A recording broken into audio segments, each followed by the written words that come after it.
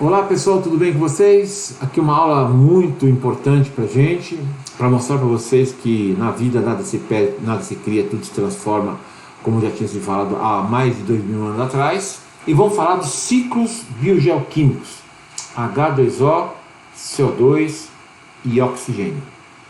Toda substância química, ela está eternamente sendo reciclada, ela não desaparece. Por isso que muita gente fala, água vai acabar? Não, ela vai ser reciclada naturalmente. E tem apenas que criar condições para que se recicle.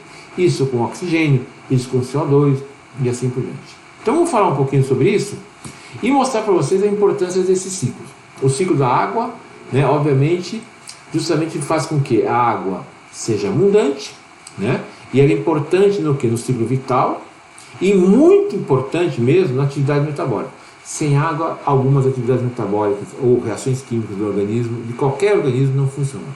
A água é essencial, que facilita muitas vezes a vida animal, e a ausência da água pode levar à morte. Então por isso que a preocupação com a chuva, com a regularidade. O planeta Terra, né, ele é muito mais contido de água do que de terra. Por isso que muitas vezes as pessoas dizem que seria um planeta água, não terra. Agora, como é que essa água se transforma? Ou pela infiltração, ou pela precipitação, ou por o quê? Pela transpiração, ou pela evaporação. Isso naturalmente.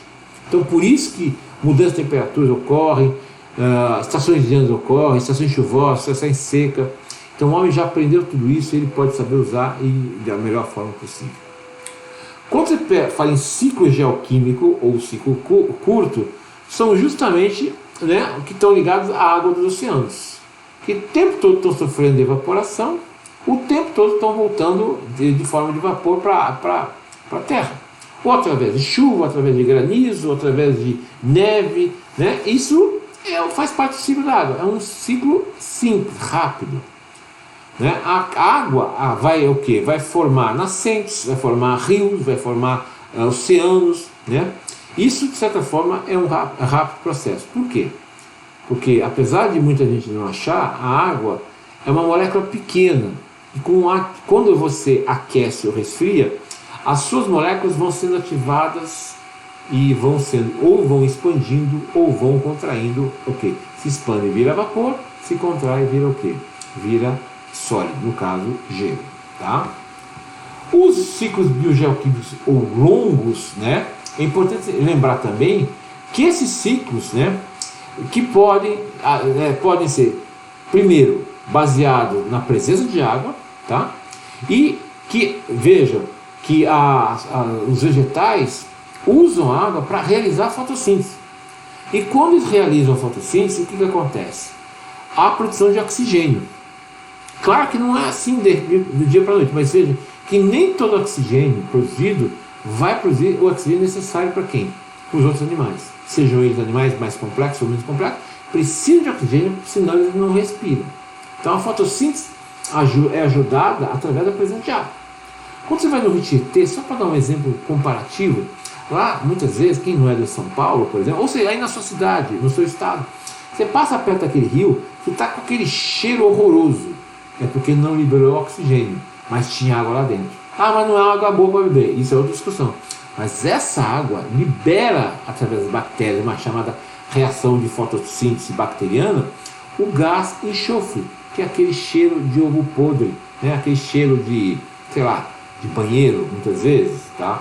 Isso é importante lembrar. Então a água tem que, de certa forma, ser liberada e consumida o tempo todo. Mesmo a nossa água, que a gente acaba eliminando ou pela urina ou pela transpiração, de algum jeito vai voltar para a natureza. O vegetal o tempo todo está absorvendo água via raízes, utiliza, e quando sobra água, ela faz a eliminação via transpiração vegetal. Então, o tempo todo. Claro, existem regiões mais secas, mais úmidas, mais chuvosas, menos chuvosas, mas o planeta como um todo tem bastante água e a gente tem apenas que entender o mecanismo para que a água boa, potável, para ser bebida, ela pode ser rapidamente resolver o problema que existe. Tá? Existe também a questão de como consumo água além de beber água, através dos próprios alimentos. Ou quando você produz o alimento, ou quando simplesmente esse alimento é comido de forma crua. Então você vai estar sempre absorvendo. Onde tem bastante água, e normalmente em vegetais. Então você absorve bastante água nesses vegetais, porque eles acumulam muitas vezes. Tá bom? Alguns animais acabam consumindo água através dos vegetais, não através da água direta. Tá? Vamos fazer uma questão aqui, para umas questões para vocês entenderem. Vamos lá. Primeira questão. A água, como conjunto químico celular, é indispensável que as células realizem seu trabalho em condições de temperatura com mínima variação. Esse fato está diretamente relacionado às seguintes propriedades da água. Então aqui ele vai dar 4 propriedades e a gente vai dizer quais são as frases verdadeiras. Dissolver uma grande quantidade de substâncias presentes na célula, tais como sais, gases, açúcares, aminoácidos, proteínas e ácidos nucleicos, e amido e glicogênio. Tá certo isso? Não. Por quê?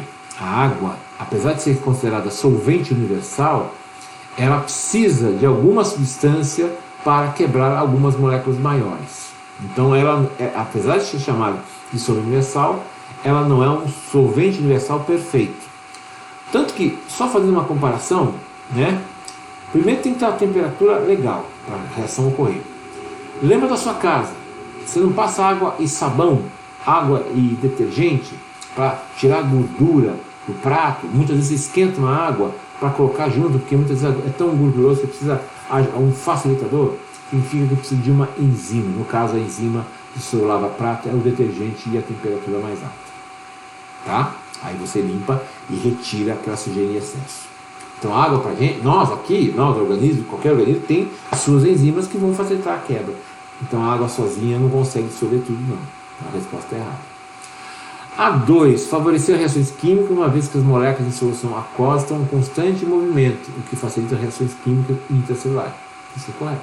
A presença da água nas células é fundamental para que isso ocorra. Está certo. 3. Possuir elevado calor específico que permite que a água absorver ou ceder grande quantidade de calor sem alterar de uma forma significativa a sua temperatura. Exatamente isso. A atividade dela, você não aquece nem resfria rapidamente. Você precisa de um tempo, apesar da agitação molecular. Tá bom? 4. Apresentar o poder de adesão, o que faz com que a água se una frequentemente a outros mais polares. Porque ela, polar com polar, ela se atrai. Isso é um facilitador também. Logo, 2, 3 e 4 estão certas a resposta D de dado. Entendeu por quê? Se o problema seu for específico, maior, e você precisa de mais tempo para ouvir falar, vai no meu Instagram, professor Márcio do Ailibe, e manda uma pergunta para mim, para a gente marcar um horário, fazer uma aula particular e assim por diante. Tá bom? Tchau, queridos. Até!